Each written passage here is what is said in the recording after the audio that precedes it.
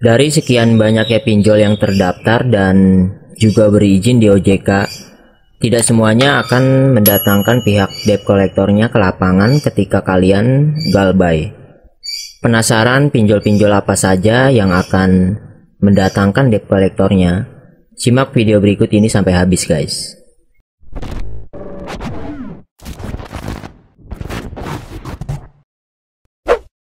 Assalamualaikum warahmatullahi wabarakatuh. Di video kali ini saya ingin mengulas kembali beberapa daftar fintech atau pinjol yang sering banget nih mendatangkan DC-nya ke lapangan kalau kalian galbay di beberapa aplikasi yang akan saya infokan. Di video sebelumnya saya pernah membahas ini ya, dan kali ini saya ingin mengulas kembali karena banyaknya daftar pinjol-pinjol yang baru saat ini. Dan juga banyak pertanyaan yang datang ke saya terkait pinjol-pinjol apa saja sih yang suka datang DC-nya. Karena salah satu kepanikan yang hampir ditakuti oleh para nasabah pinjol selain sebar data adalah takut kalau diapeli oleh pihak DC-nya ke rumah.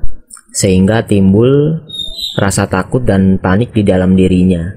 Takut kalau sewaktu-waktu hutang piutangnya itu diketahui oleh pihak keluarganya ataupun para tetangganya. Padahal kalau pihak DC lapangan datang, mereka itu tidak seperti apa yang kalian bayangkan.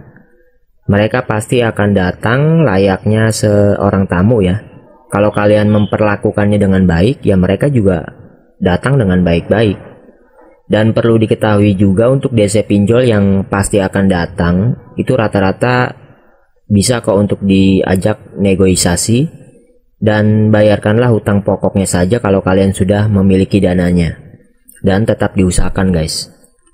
Saat ini daftar pinjol yang resmi ada sekitar 157 fintech, tapi tidak semuanya kok mereka akan mendatangkan DC-nya. Jadi kalian gak usah panik, hanya beberapa aplikasi saja. Di sini saya ingin berbagi info menurut pengalaman pribadi ya, dan juga dari info teman-teman yang suka sharing ke saya, sesama pemain pinjol juga dulunya. Nah, buat teman-teman yang punya pengalaman didatangkan DC, tulis di kolom komentar ya, biar yang lain juga tahu. Kita sharing sama-sama, biar yang belum tahu jadi tahu nantinya. Nah, yang pertama itu ada aplikasi dari Kredit Pintar. Kalau kalian galbay di APK ini, hampir rata-rata pasti akan didatangkan DC ya. Dan mereka itu akan datang sesuai alamat yang kalian cantumkan saat pengajuan. Jangkauan Kredit Pintar cukup luas ya, karena APK ini juga salah satu dari produk bank BTPN dan sangat berpengaruh biasanya ke slik OJK. Tetapi ada memang sebagian nasabah yang galbay di APK ini dan hasil sliknya pun bagus ya. Itu karena faktor keberuntungan aja sih. Kredit Pintar ini mencakup wilayah Jabodetabek dan juga luar Jabodetabek. Nah, yang kedua itu ada aplikasi dari Akulaku ya. Nah, untuk Akulaku pengalaman saya dulu itu sekitar 7 bulan telat baru diapeli oleh pihak DC-nya, guys. Kedatangan Akulaku memang tidak bisa diprediksi ya. Ada yang 2-3 bulan telat baru diapeli. Kalau kalian telat baru seminggu, biasanya belum akan diapeli. Paling hanya sebatas ditelepon aja. Jadi nggak usah khawatir kalau udah nggak sanggup bayar, mending di stop aja, guys. Dan selesaikan hutang di rumah, kalian nego pokok saja. Saya sih dulu saya nego ya. Jangkauan Akulaku ini cukup luas juga ya, guys. Mencakup wilayah Jabodetabek dan luar Jabodetabek. Yang ketiga dan keempat itu ada aplikasi Monas dan EasyCash ya. Nah, untuk kedua APK ini biasanya datang juga ya, tapi untuk wilayah Jabodetabek. Dan di luar Jabodetabek pun juga mereka ada sebagian yang datang, karena kedua APK ini sering menggunakan perusahaan penagihan utang untuk menagih nasabahnya. Nah, untuk luar Jabodetabek misalkan wilayah Jawa bisa kemungkinan datang dan juga tidak. Untuk di luar Jawa jarang datang ya.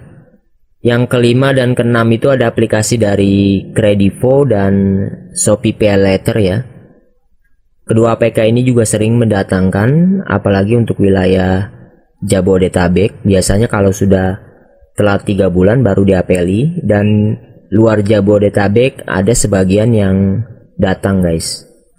Nah yang ketujuh ada aplikasi dari HCI ya, atau Home Credit Indonesia. Untuk HCI pun sama, biasanya akan datang apalagi untuk wilayah Jabodetabek dan luar Jabodetabek.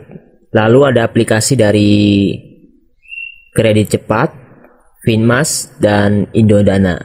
Nah untuk ketiga aplikasi ini juga biasanya mendatangkan, tetapi untuk ketiga aplikasi ini biasanya hanya mencakup wilayah Jabodetabek, Jakarta, Bogor, Depok, dan Tangerang. Untuk di luar Jabodetabek nggak akan datang, paling kalian hanya sering diteror via telepon ya, atau WhatsApp saja. Dan memang sudah resiko kalian dihubungi kalau galbay ya. Kalau nggak ingin pusing-pusing tinggal blok saja atau ganti nomor untuk sementara waktu. Lalu ada aplikasi Ionvest dan Kreditku. Sama, untuk aplikasi ini hanya mencakup wilayah Jabodetabek saja guys. Untuk luar Jabodetabek nggak usah khawatir, paling kalian hanya diteror via telepon. Lalu ada aplikasi dari Tunaiku atau Amarbank. Nah untuk APK ini jangkauannya cukup luas ya, karena APK ini produk bank dan biasanya mereka juga sudah bekerja sama dengan perusahaan-perusahaan jasa penagihan untuk menagih, dan APK ini juga berpengaruh ya ke riwayat Slik OJK. Lalu ada aplikasi dari Cash Cepat dan Tunai Kita. Untuk kedua APK ini juga sering mendatangkan, apalagi untuk wilayah Jabodetabek. Lalu ada aplikasi dari Maucash.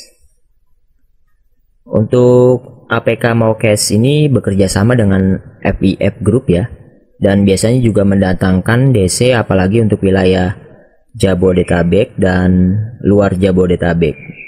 Lalu ada aplikasi dari Julo. Nah untuk APK Julo juga ada sebagian yang didatangkan, tapi tidak semua wilayah, hanya mencakup Jabodetabek saja. Ada sebagian nasabah yang galbay di APK ini dan berwilayah di Jabodetabek tapi tidak didatangkan. Jadi karena faktor keberuntungan mungkin ya. Jadi itulah 17 aplikasi yang sangat sering sekali mendatangkan DC ke lapangan ketika kalian galbay di beberapa APK yang saya sebutkan tadi. Tetapi belum tentu juga mereka akan datang, karena ada juga sebagian orang-orang yang pernah galbay di APK yang saya sebutkan tadi justru malah tidak didatangkan DC-nya. Jadi kedatangan mereka juga tergantung nasib kalian sih guys.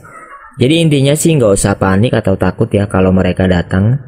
Kalian cukup hadapi dengan santuy dan tenang, dan jangan pernah tunjukkan kelemahan dan kepanikan kalian di hadapan mereka, agar mereka tidak mempressure kalian.